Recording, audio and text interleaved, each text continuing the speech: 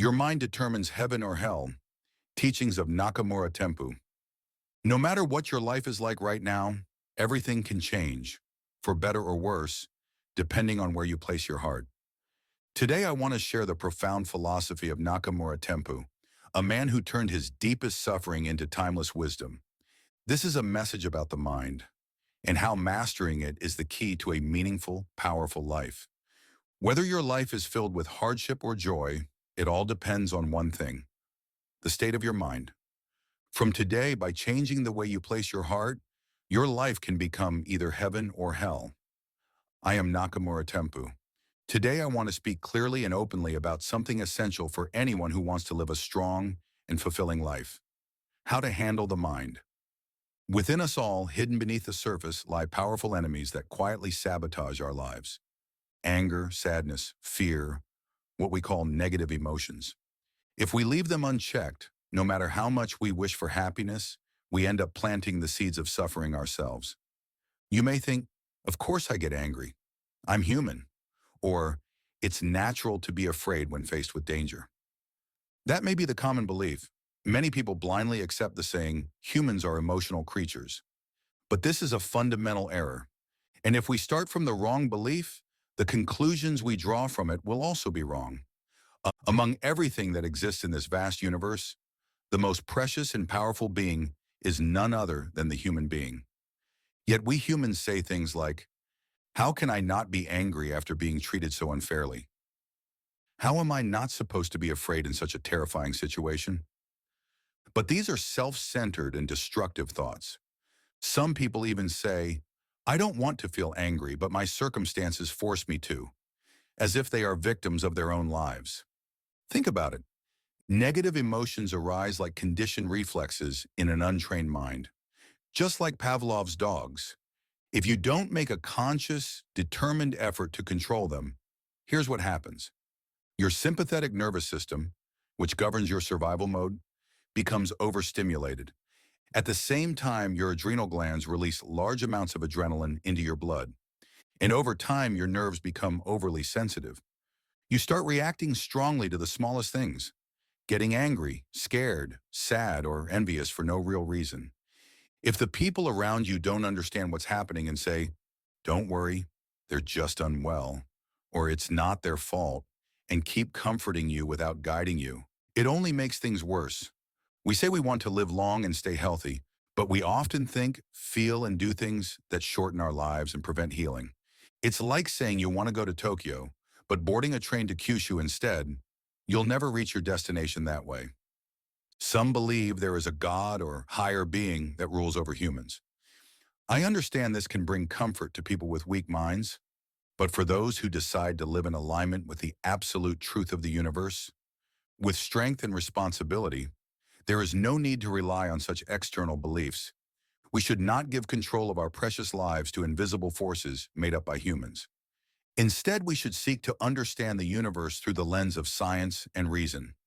Today's cutting-edge science is beginning to understand the universe not just as particles and atoms, but as subtle waves of pure energy, the very origin of all creation.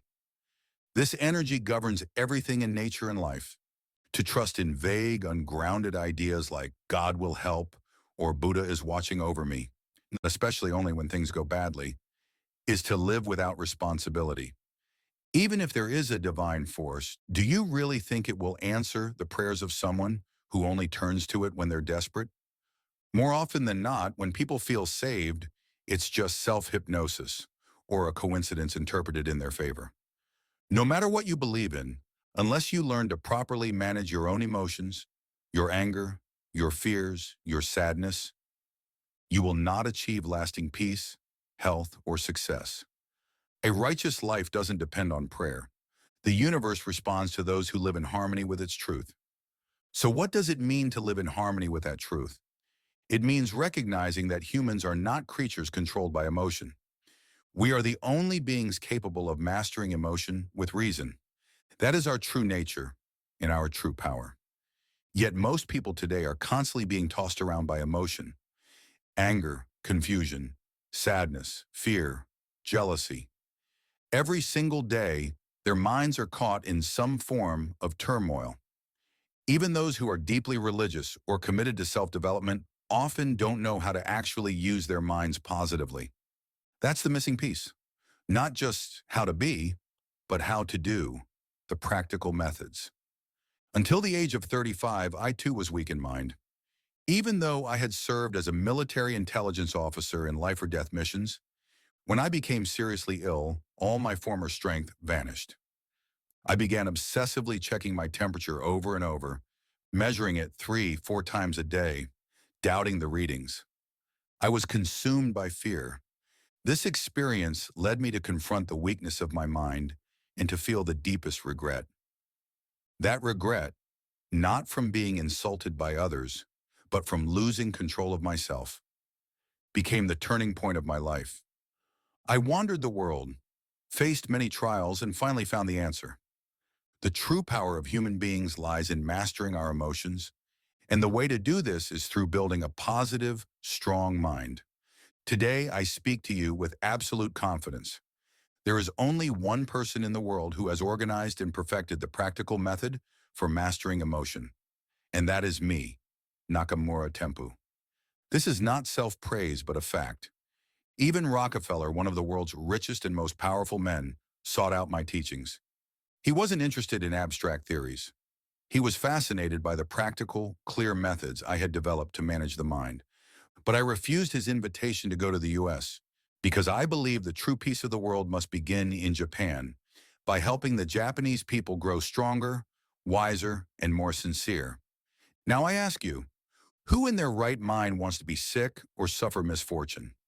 No one. So why do so many people unconsciously invite these things into their lives? It's because they react passively. I'm angry because someone did something. I'm sad because something happened. I'm afraid because of that danger. As long as we live like this, reacting, not acting, we'll never know true peace or happiness. That is why you need strength. Not the kind of strength that calls for violence, but the kind that refuses to be drowned by negativity. We are born as human beings, the most advanced life forms on Earth. Shouldn't we live up to that name? If you take these teachings seriously, if you practice them sincerely, your heart will become stronger and more positive. And soon your health, your fate, and your entire life will begin to change for the better. None of this is difficult. The method is simple. Once you know it, you'll see, I can do this. This makes sense. But if you don't know the method, even the simplest thing seems impossible. So listen with an open heart. What you'll hear next will show you how to completely free your heart, how to transform your mind and with it, your entire life. This is the true beginning of a new you. Summary of key points. Your reality is shaped by how you use your mind, not your external circumstances. Negative emotions like anger and fear must be consciously managed, not indulged. You are not a slave to emotion. You are the only being that can master emotion. Believing in external powers isn't wrong, but relying on them without self-effort is a form of irresponsibility. Peace, health, and happiness come from living in alignment with universal truth, and that begins with emotional mastery. The path is not difficult once you know how. The key is practical, consistent self-training. If you found this message valuable, please share it with someone who might benefit. Thank you for listening.